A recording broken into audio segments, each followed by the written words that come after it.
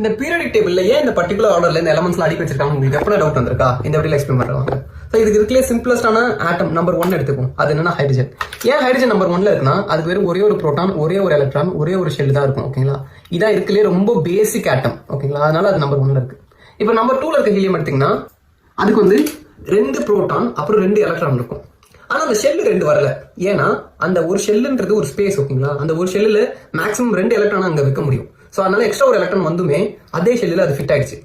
ஆனா இதுவே நீங்க 3வது ஆட்டமான லித்தியம் வந்தீங்கன்னா இங்க ஒரு வித்தியாசம் நடக்கும். என்னன்னா லித்தியம்ல இருக்கிற 3 எலக்ட்ரான்ஸ் வந்து அந்த ஃபர்ஸ்ட் ஷெல்ல ஃபிட் ஆகாது. ஏன்னா அந்த ஃபர்ஸ்ட் ஷெல்லுக்கு மேக்ஸிமம் கெப்பாசிட்டி 2 தான். ஸோ அந்த 3வது எலக்ட்ரான் ஒரு புது ஷெல்லை உருவாக்கிட்டு அங்க போயிடும்.